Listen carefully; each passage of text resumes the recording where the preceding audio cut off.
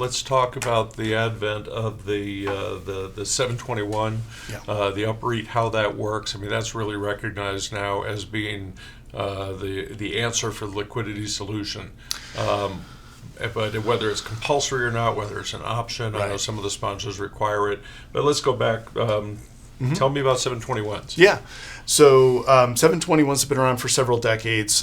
Quite simplistically, it is a related part of the tax code. It's not. It's different than 1031, but it has similar attributes. So in a 721 exchange, I may own a piece of real estate. I'm looking to sell it. I'm approached by a large institution. Let's say it's a real estate investment trust, and it would be better for them from a cash management standpoint to acquire my property without having to pay me cash. And it may be better for me from a tax planning standpoint to not have to do a 1031 exchange. So the kind of old school original version of a 721 is I transfer my ownership of that property to that REIT in exchange for equity in that REIT, which is a non-taxable event. And non-tradable. It could be traded or it could be non-traded. Okay. Yeah, But for it to be a tax-free thing, it has to be on the non-publicly traded side, correct? It would be operating partnership. It would be operating partnership units. Yeah, Okay. it could be in a publicly traded REIT. Okay. I could sell my warehouse to Prologis, and they could give me equity in that REIT if that's an option that's available for them. But we definitely see it more in the non-public REIT space. So instead of Ma and Pa Kettle selling the family farm and putting that directly into an Amazon warehouse or something like that, they would actually take that and it's probably a bad example using a family farm. You don't have that many REITs. Well, it's a good example in terms of where I was leading with that. Yeah. Sure.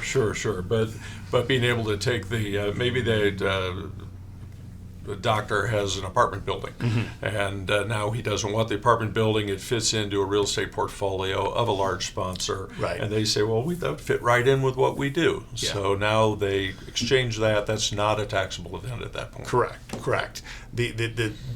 Then I guess the challenge is then you end up owning that REIT for an extended period of time.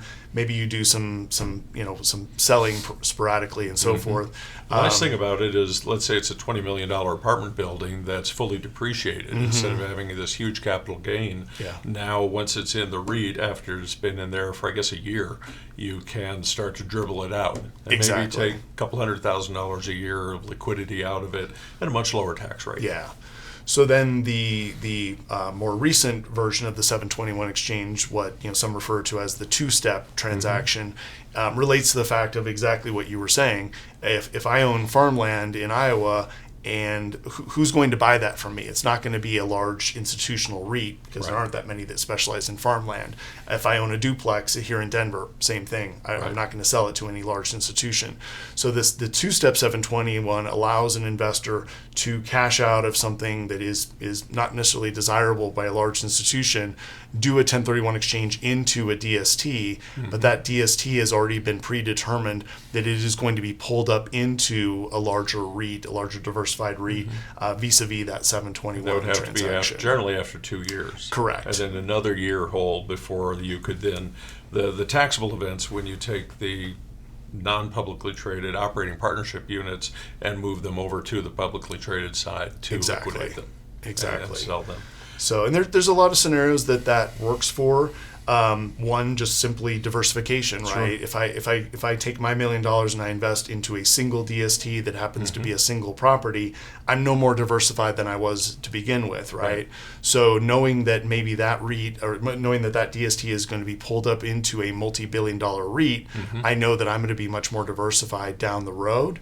It eliminates the need to do future 1031 exchanges, which can be attractive or not attractive, How does the step up in basis work on that whole process? So they effectively would maintain their same cost basis by going into the REIT.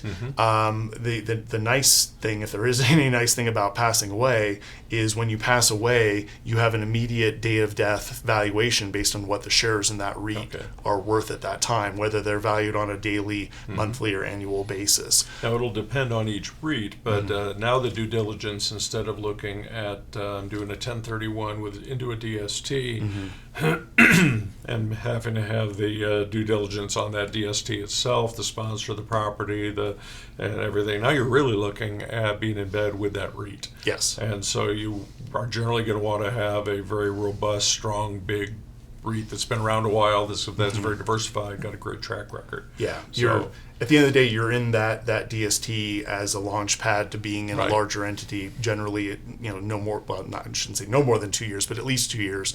But yeah, in terms of how long you're going to be in each phase of that transition, you're going to be in that individual DST a lot shorter time than you're probably going to end up being in that REIT. So you probably want to focus your due diligence more on the sponsor and the REIT itself. Well, with the aging baby boomers, we've got several clients who are very thoughtful, and I don't know, they're aware that they're not on the top of their game.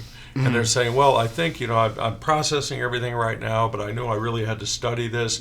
I don't know how I'm going to be processing and thinking where my cognitive abilities are going to be in 5 or 10 or 15 or 20 years. Right. And so really knowing that they've got something that is going to be understandable, something that their heirs can work with, and not burdening their...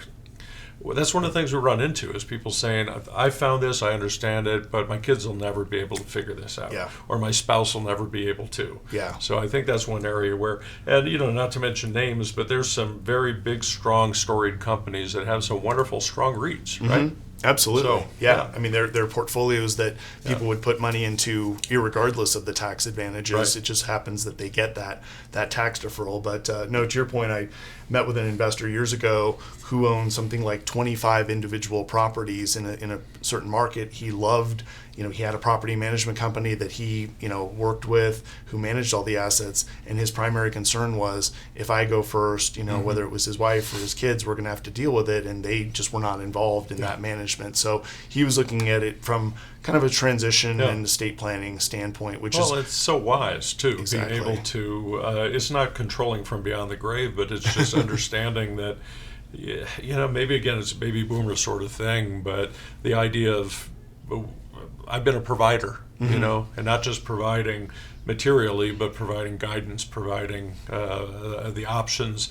And what I like to say, whenever you have more than one kid in a family, parents will tell you, they'll say, this kid is this kid's that. Right. When we work with attorneys on estate planning and that sort of thing, and living wills. Yeah. There's one kid that'll say, oh, Dad's going to be a fighter. He's going to hang in there. Right. Keep him on the machines, right? The other one said, no, Dad said 7 days, and let's pull the plug. Yeah. So... Yeah. But there's always some kids who are going to be able to handle inheritance better, be able to be better stewards of it, and protect it. So it's a great tool, the 721, using a REIT and being able to leverage their way into that.